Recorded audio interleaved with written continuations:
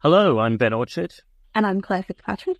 Welcome to Sword, Sorcery and Synthesizers, the 80s fantasy movie podcast. I'm coming to you from Adelaide. And I'm in Brisbane. But through the wonders of modern technology and the magic of Skype, we meet each week to discuss some beloved movie of a bygone era and see what lies behind the nostalgia.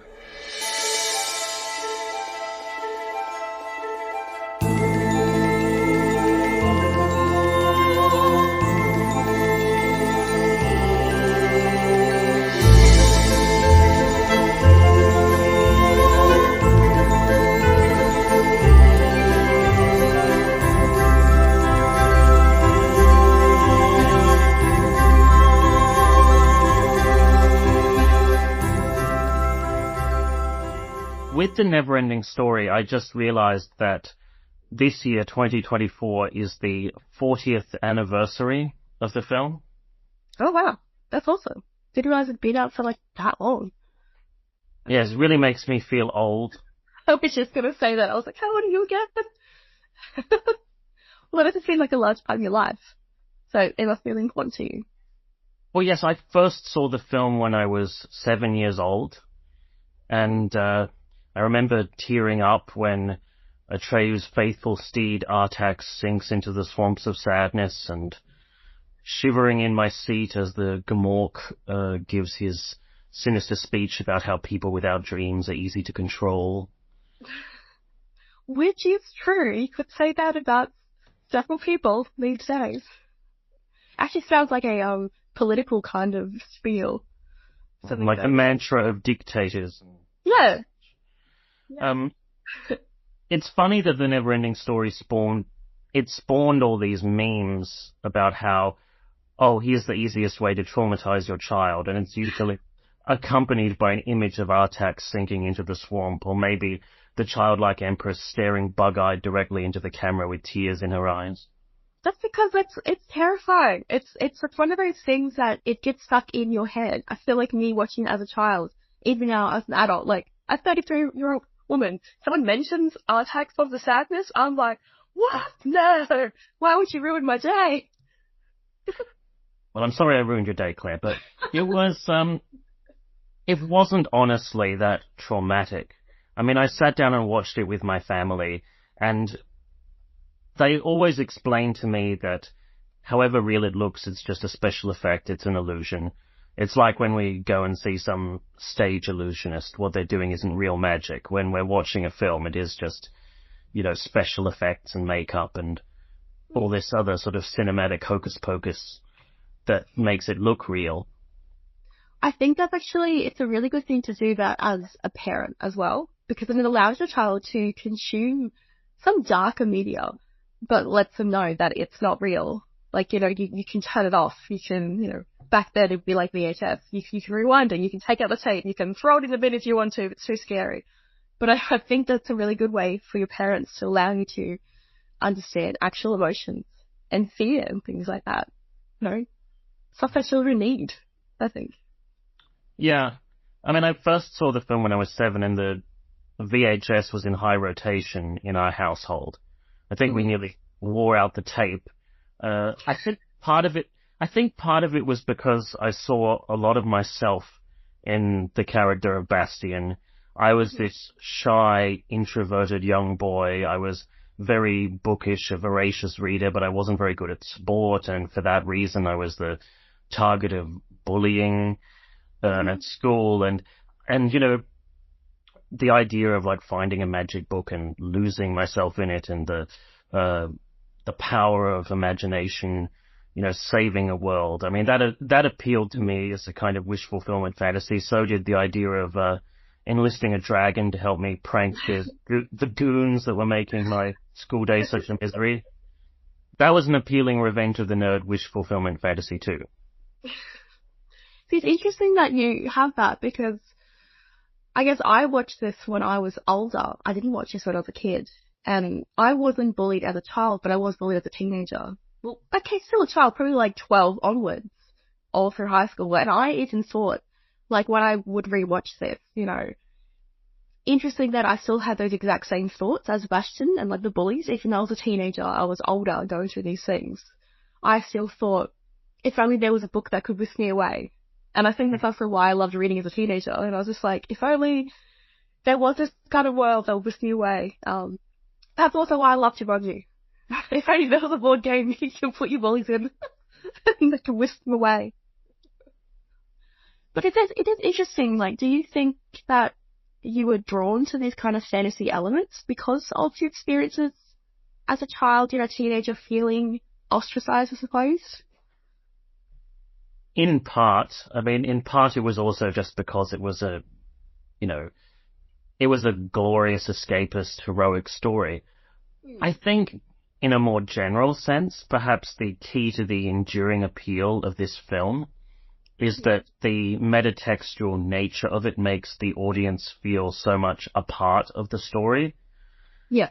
And in an odd way, it's a celebration of fandom. I mean, it's the power of fandom that saves this world of Fantasia from ruin.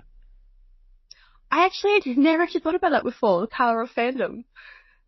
Funny though, because like, as you grow older and you realize like you find your tribe and you find your fandom. So I've mentioned like my older daughter, she's found her D&D tribe. She plays Dungeons and Dragons every, once a fortnight, and she's found her tribe. But it's great when you find those people, and you find that fandom. But I've never actually seen any other movie or book that I can think of that has this kind of device.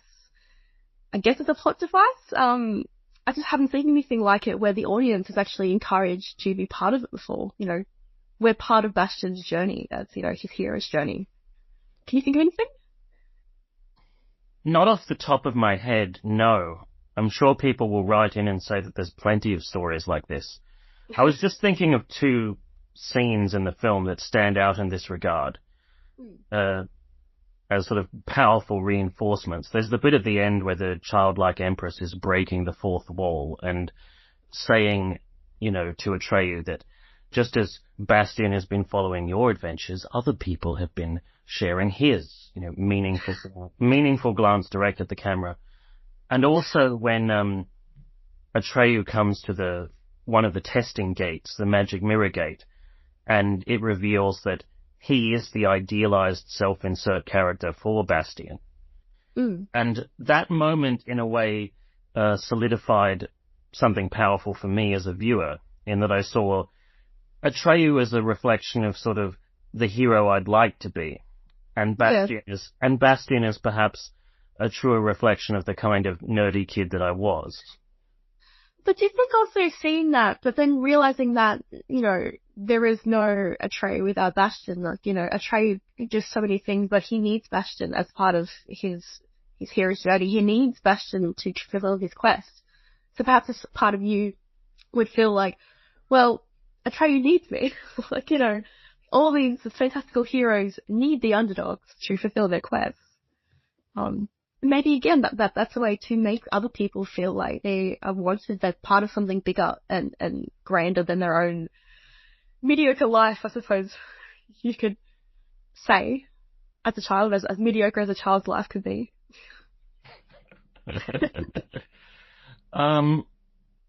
Yeah, perhaps that's it. I don't know. Watching it again, there were a lot of themes that stood out that didn't stand out to me as a child. I'm 42 years old now, and coming back to the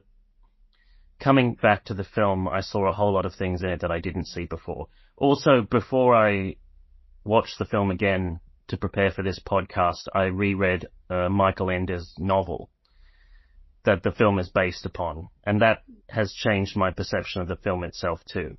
I hope I'm pronouncing his name correctly. I've heard it pronounced various different ways on the internet. Michael End, Michael Ende, Michael Nd. Michael Ender is the one that I've found is the most commonplace, so I'm going with that. He's a German writer. I think that's how it is. That's how it is now. You set the standard, that's his name now. He has to legally change it. That's how you pronounce it. Okay, I'll roll with that. Actually, one of the things that I found was most different in my perceptions of the film as an adult as opposed to a child is that as a child, I used to think of this as an epic film. Mm-hmm. But actually, it's quite short. Watching it as an adult, I realize it's only 90 minutes long. It's very tightly paced, very tightly constructed screenplay.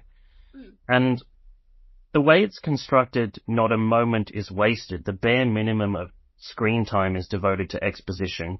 And every single scene either tells the audience something they don't know about the characters, tells them something they don't know about the world, or moves the plot forward. I think that's something that I've always really liked as well. And perhaps one of the reasons I still enjoy it now is because it's structured so well. As an author, I obviously I write a lot of short fiction. And when I'm submitting something, there's often, a word limit. And I'm like, okay, I've got maybe 1,500 to 2,000 words to get everything in it. It's got to have every single element of the story. And I find with Neverending Story, it's like, obviously, they could have made it as long as they wanted to, but the way that they use the time, every single element is there, every single thing is ticked off. Everything is so succinct, but not so succinct that it doesn't explore all these really raw emotions. With regards to that, something else that is very unusual about this screenplay is that a lot of the characters' feelings, their emotions, aren't spelt out directly in the dialogue.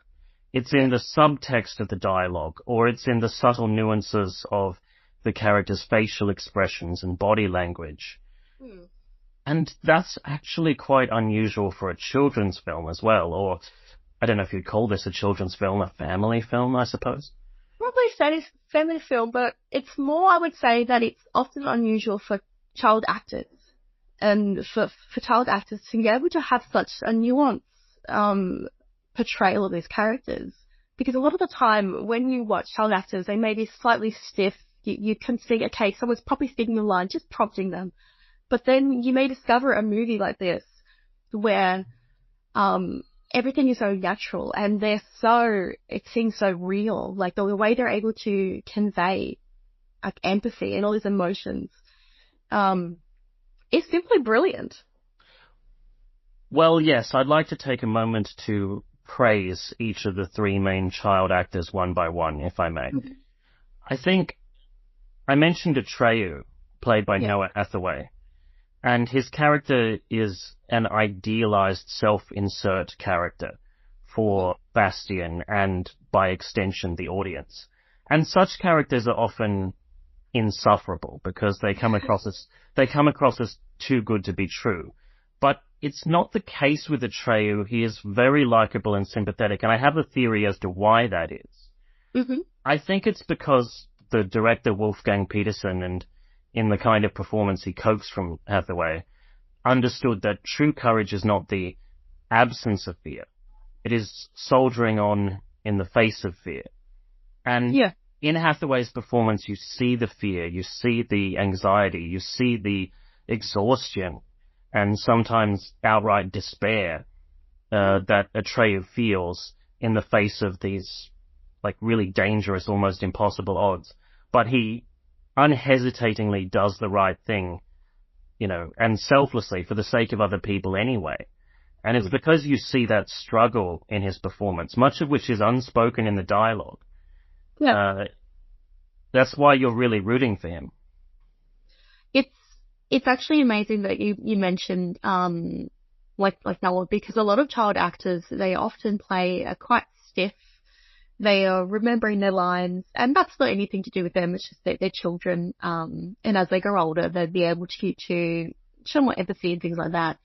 But he, I think, was amazing. I think he showed a talent that was, I guess, beyond his years, or he just naturally had that talent to be empathetic, which again made it a really powerful scene because you could see the emotion. That seemed very real. So it really gets you in the heart. It's like, no. But yeah, it's a very powerful scene. And it's a scene that a lot of people, remember. I've actually seen some like figurines that have, no, I've seen a planter that have Atreyu pulling Artax, and I'm like, who would make that? That is so sad. But yeah, I think it's a scene that really sticks with people. It just sticks in their minds, I think. Again, would make those planets evil. Barrett Oliver's role is mostly a reactive one. And you were talking about how a lot of scenes tug at the heartstrings despite not having a great deal of build-up beforehand. Yeah. I think a lot of it has to do with his reactions. It's to do with, like, when... keep coming back to this scene. When Artax, dies, when he sinks into the swamp of sadness, and it cuts back to Barrett Oliver's reaction to this. His tear-streaked face, which doesn't look put on at all. It looks very natural. Mm-hmm. And small things, like when Atreyu decides to break for lunch, and Bastien thinks, I'd better break for lunch too. Have a snack. And serious business. Like little things like that. It builds an emotional connection. And it's very subtle and nuanced, the way that, Peterson has coaxed this performance out of Oliver, and quite rare, actually, for child actors to be that nuanced. You don't really think of it that way, usually. Things that have just sort of popped into my mind is Stranger Things. So a lot of the actors in that were quite young, and as obviously the series continued, they grew up. But I think a lot of them, the majority of the younger cast, are fantastic with their emotions and fantastic with the script. Funny you mentioned Stranger Things. Stranger Things led to a resurgence of interest in the Neverending Story because they played the theme song at the end of the 3rd season, I think. And it led to a brief social media fad where people would film themselves dancing to the Neverending Story song. And one of the people who did this was Tammy Stronach, who played the childlike empress in the Neverending Story, who filmed herself dancing with her own children, now that she's all grown up. I want to say something about Stronach because it brings to mind the phrase, "There are no small parts, only small players." Because she's only in a couple of scenes at the end of the movie. Boy, does she make them count. Yeah. And she's given such a difficult task. She's given the task of playing an ancient being in the body of a child. A being who must radiate an aura of benevolence, despite making a very questionable ends justify the means argument. As Atreyu points out to her, so much suffering and death could have been avoided if you just explained what was going on clearly and succinctly. Mm-hmm. And she's like, well, that wouldn't have made much of a page-turner, and the important thing is to keep the reader's attention. But anyway, just that scene where she's looking directly at the camera and pleading with Bastien, please, believe in yourself. Do what you dreamed. Save our world. It's just heart-wrenching stuff. It is, and obviously it's her connecting with the audience. And so, it makes me then think of, again, the story within a story within a story. So it's, Bastian reading the book and Atreyu going on the adventure, and then the viewers watching this.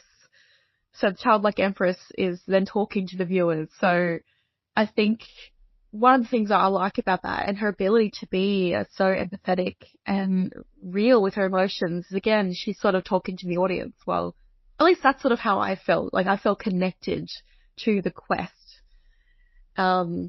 because it seemed like she was talking to me, obviously, like as a viewer, save our world. I would think, I will, I will try. Yeah, good scripted her acting ability.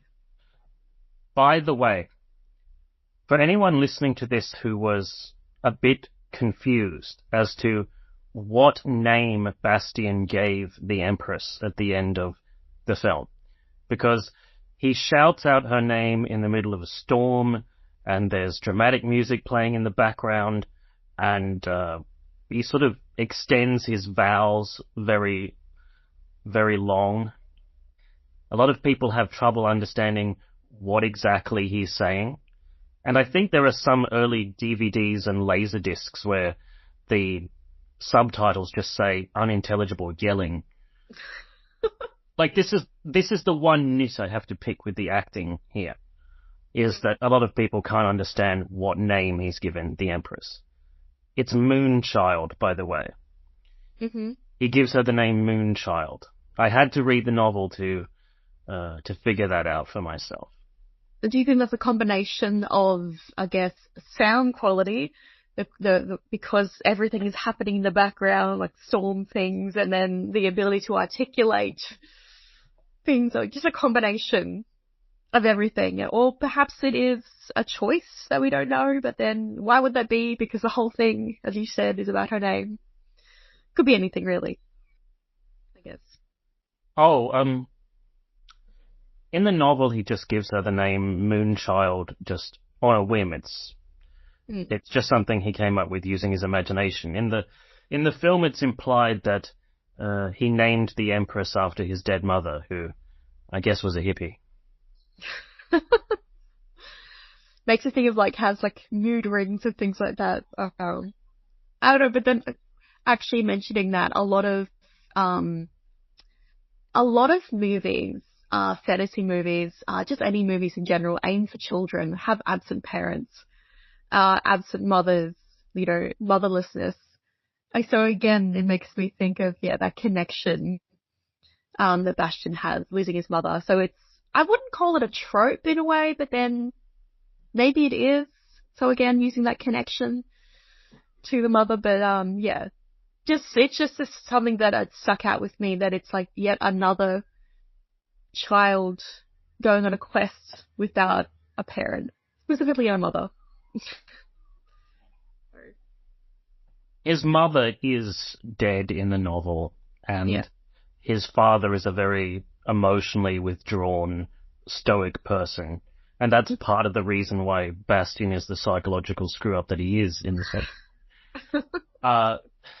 You see that in the film where Gerald McRaney, as Bastian's dad, delivers what must be one of the most half-assed, heart-to-heart father-son conversations in cinema history.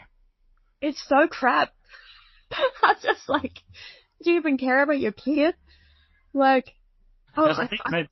think we had a nice talk, son. We should have more. Pat on the back. Oh, it made me think of the father in Jumanji. Still has a very, very short screen time, but still manages to stand out.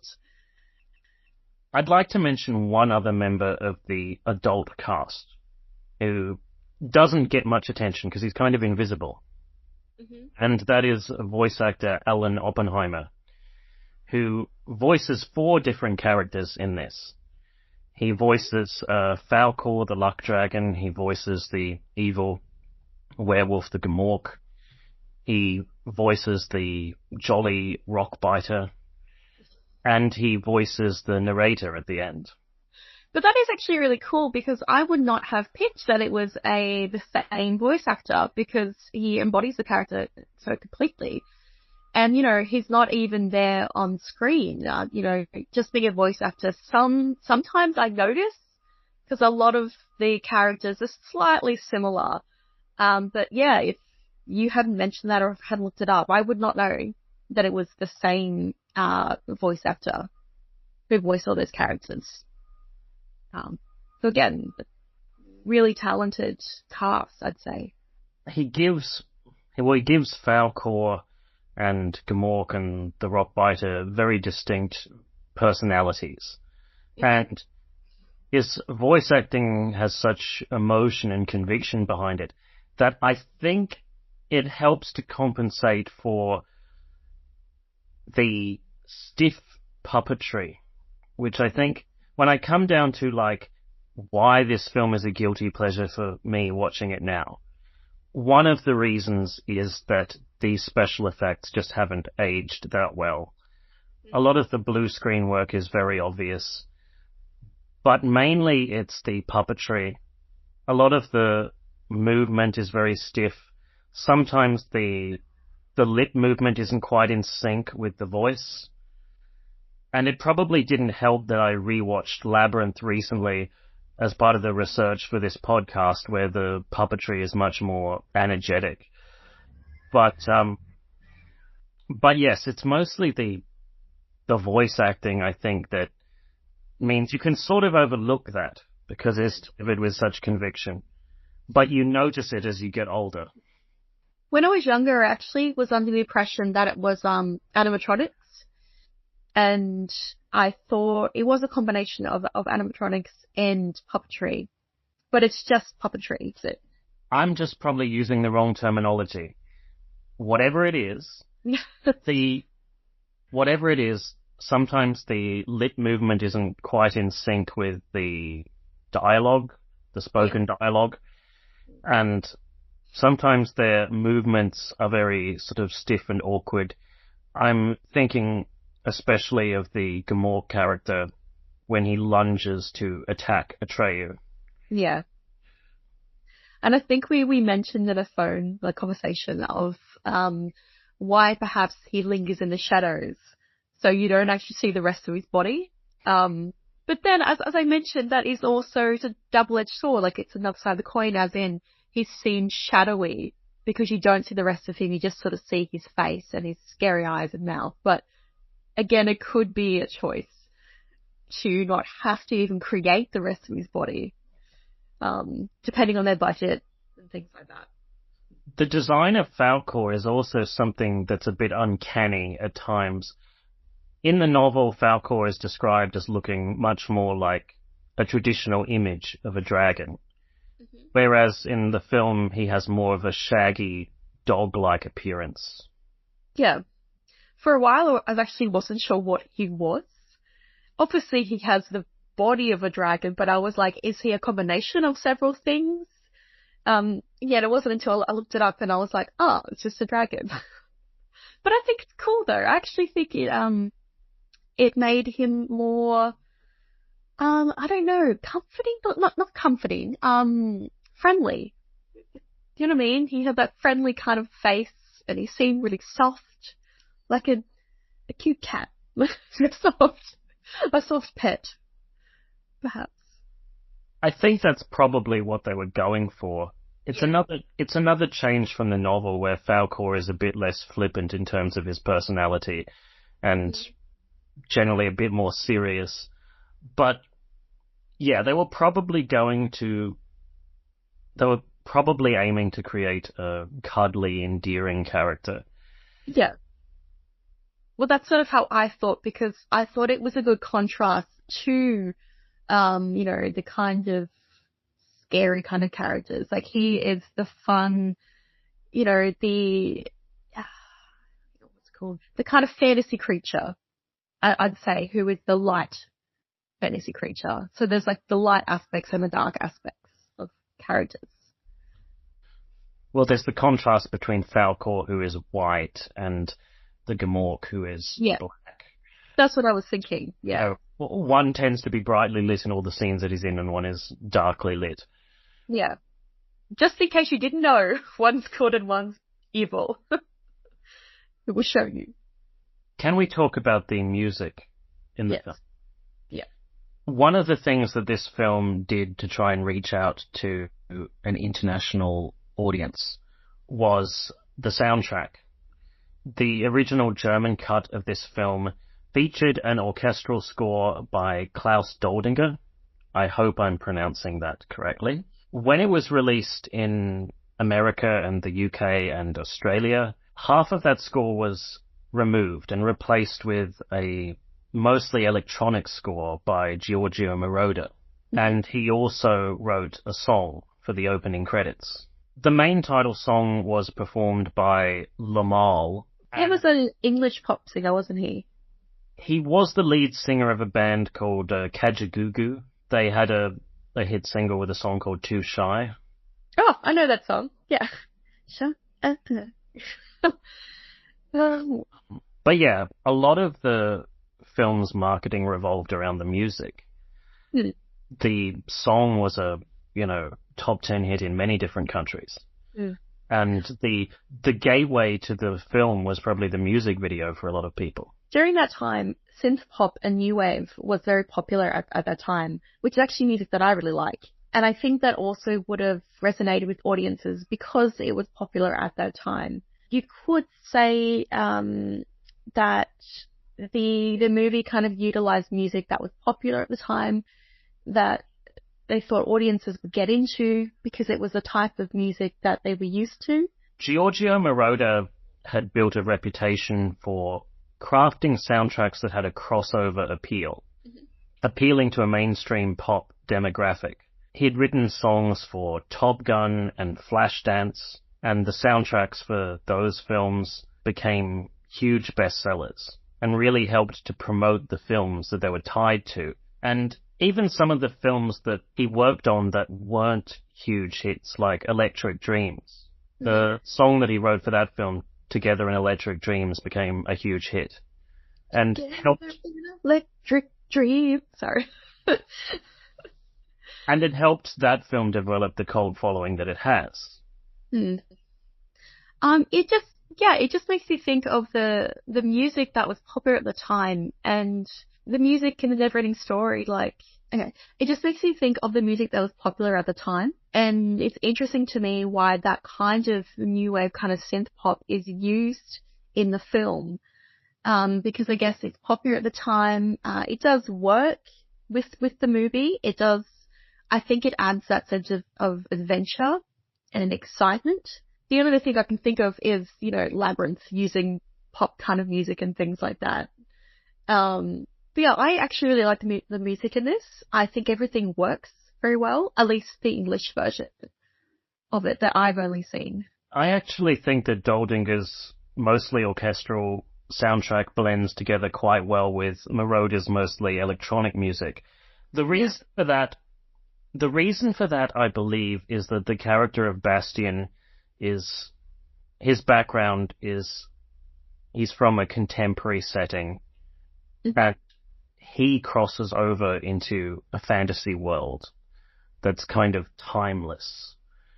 That's what I meant. And ancient. And the more old-fashioned orchestral score that Doldinger came up with, especially the flying theme when Atreyu and later Bastien are riding atop Falkor.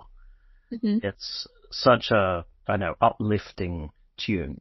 The stuff that Moroder came up with, other than the theme song, the two pieces that are most remembered are the Swamps of Sadness theme with its funereal keyboards and wailing electric guitars, and which I think helps reinforce the sorrow of Artax's death, when, as I said, we haven't spent that much time getting to know him and his relationship with Atreyu. It's the music combined with Noah Hathaway's sincere performance that really sell that moment. And yeah, I take my hat off to Moroder for that. The other theme that people probably remember the most from Moroder's portion of the score is the theme music for the Ivory Tower, the home of the childlike empress, which in the film has this very sort of stately, grandiose, slow arrangement, but on the soundtrack album has a very infectiously catchy dance remix for some reason.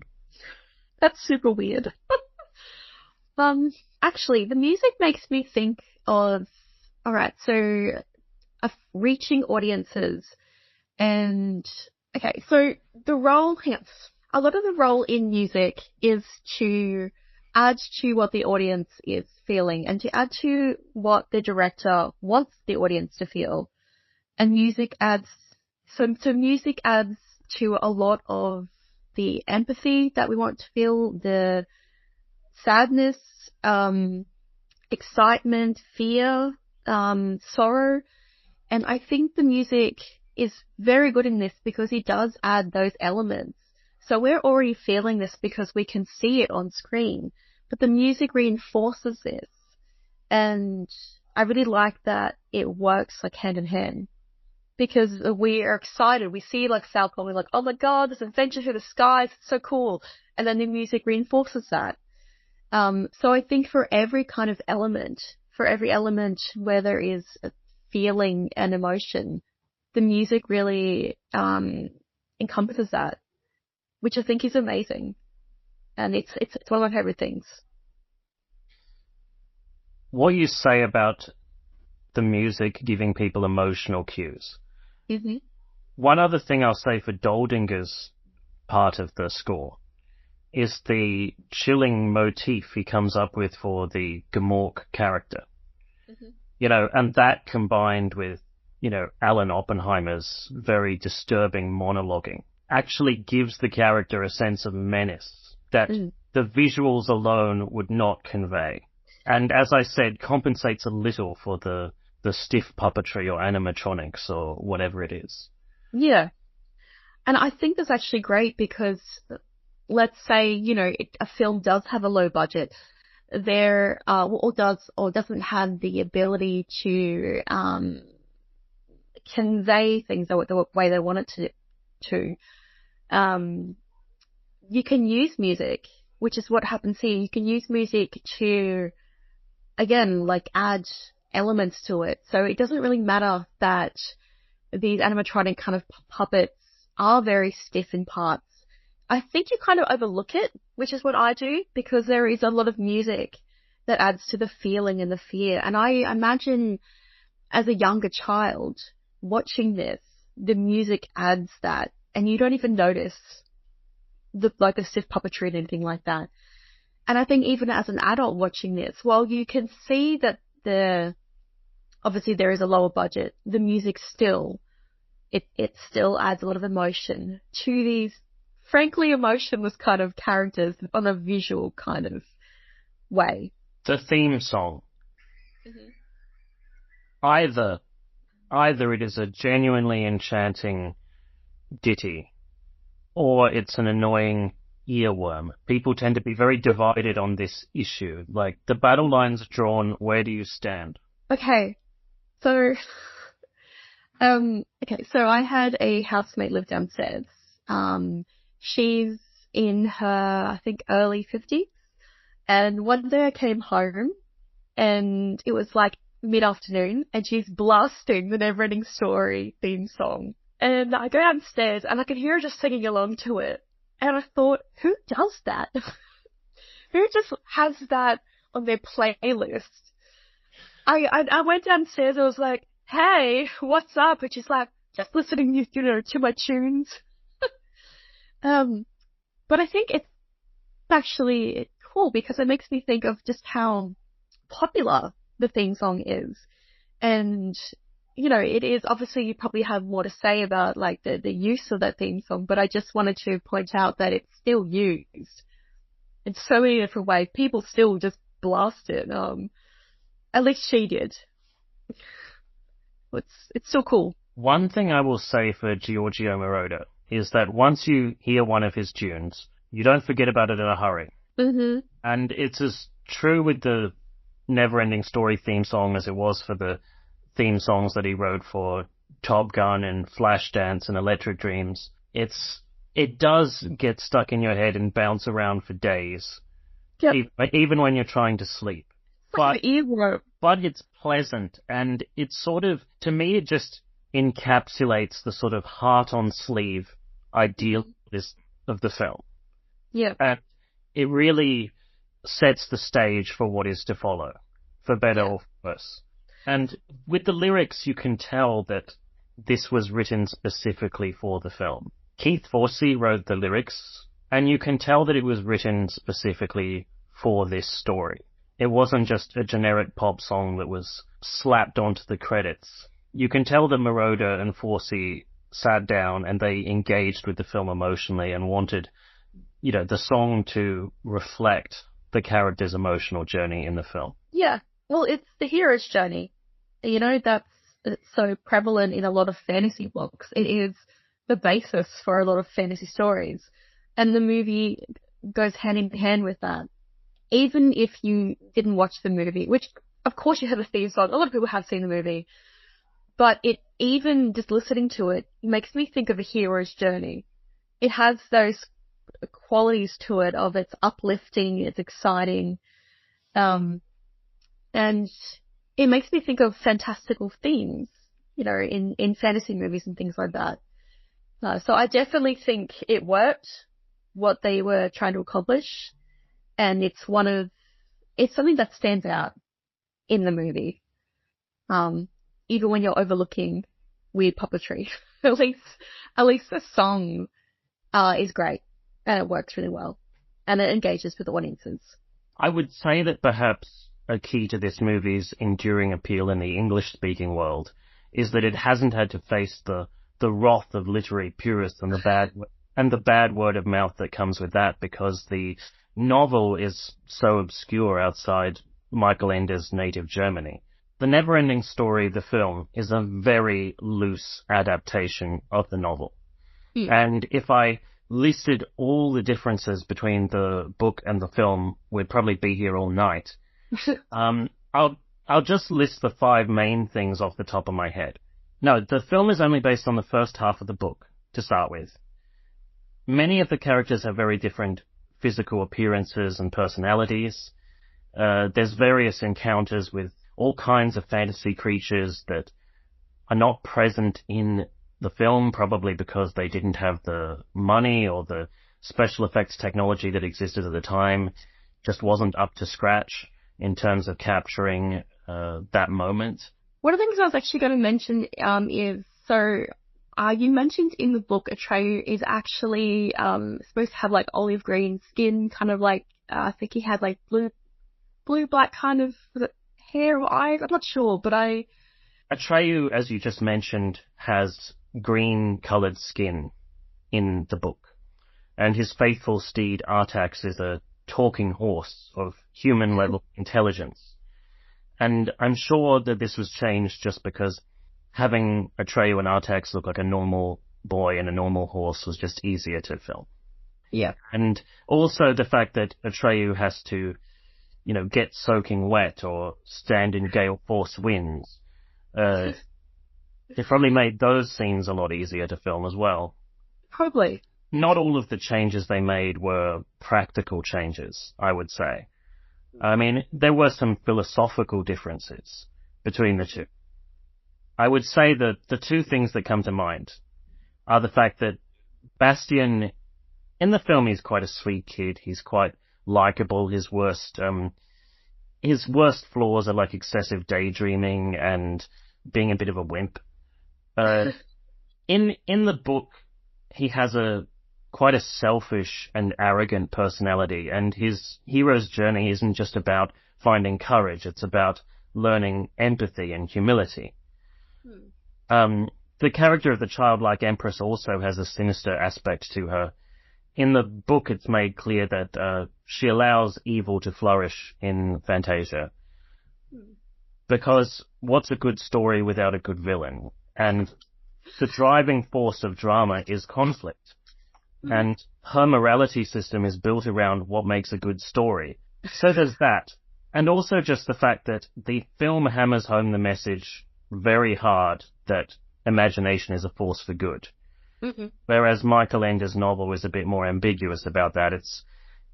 It warns against the dangers of having too much imagination in your life as well, and letting yourself be totally taken over by fantasy. Which is it's interesting that is such a very different dichotomy. I was reading that Michael Ende actually tried to sue the filmmakers, or was successful, or there was some kind of issue that happened because he was quote unquote, revolted by it. I believe what happened was that he wanted his name taken off the credits for this film because he felt it was such a departure from his original novel. I think he lost that case. I mean, his name is in the credits, for better or for worse. Why do you think that he wanted to distance himself from it? Okay, so obviously, as an author myself, I would be slightly dismayed if someone just did, a production of one of my stories and just did the first half and completely dismissed the second half, which would be, knowing the second half would probably drastically change the story. So why do you think they actually chose to do one half of it? I can't read the minds of the dead, alas. So I don't know what Michael Ende was thinking. I don't know what Wolfgang Petersen, the writer-director of this film, was thinking. I would say that Petersen, he knew the limitations of his budget. He knew the limitations of special effects technology that existed at the time. He knew the limitations of what he could get funding for in terms of what the market forces demanded of a family film at that time. Yeah. And I think he was just determined to do the best that he could under those limitations. And that meant compromising the adaptation. In terms of not only, cutting out scenes that would be really expensive to film, cutting out half the novel in this case, but also changing the personality of the characters so they were more likable. Yeah. Because a straightforward hero's journey with a likable protagonist and a happy ending, it's such an easier sell.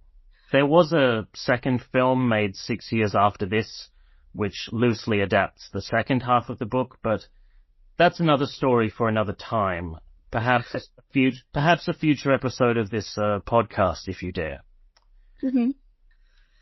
But I guess that goes to the question, if you're going to do an adaptation of something, what are you really focused on? Are you focused on telling the story of the themes? Or is it, page by page, kind of straight adaptation? I am not a literary purist. I recognize that changes need to be made in terms of narrative structure and dialogue when adapting a work from the literary medium to a visual medium like film or television. I feel that provided the filmmakers stay true to the themes and characterization of the original work, I can deal with changes that are made in terms of the plot structure, the dialogue, and even the characters' physical appearances.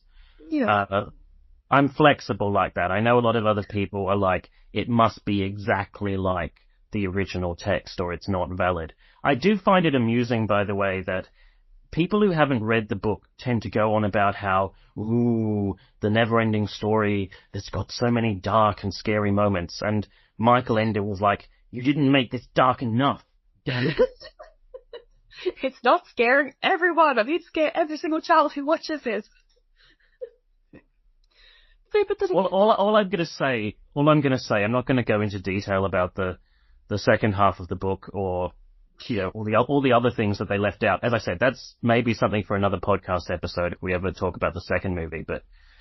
But yes, anyone who, picks up the book after watching the film and just expects more of the same is in for a really big shock. I do think one of the good things about adaptations is, it is not unless it is filmed page by page, literally like every single word by word, there are going to be creative differences. And I think that's a really good thing about adaptations and about films that are based on books, because often I find I might read a book and love it, then I'll watch a movie adaptation, and the movie adaptation might make me think of different things that I didn't even think about in the book. To sum things up, I feel that The Neverending Story is something that still holds up as a movie once you take off the rose-tinted nostalgia goggles and you view it with an adult's eyes, an adult perspective. It has its imperfections in terms of its production values and some dated elements. But even so, there's enough here that unironically works in terms of the human drama, the character development, the story. It holds up as being a good movie all these years on. The reason I continue to come back to it, and the reason I'm excited when, I learn a child is first seeing it, or the reason I'm excited for my children to see it, is because it's got so many elements of just a classic kind of fairy tale, like a classic adventure story. And I love adventure stories. So, before I started getting into horror, fantasy was what I was reading. And the Neverending story, as with all its flaws, it is still a classic adventure story with, the hero's journey. And that's what I love, because it's something that anyone can watch and speculate themselves in this position. Maybe they're Bastion, maybe they're in the background reading this book, rooting for, the main characters. Or maybe they're Atreyu. Or maybe they're the Tablet Empress. I don't know. But I think that I allow for the reader to be able to insert themselves into the story, which is sort of what we've mentioned. And I love that. And I love that the movie allows for the viewer to actually become part of it. And I think it's something that a lot of children's films just don't do anymore.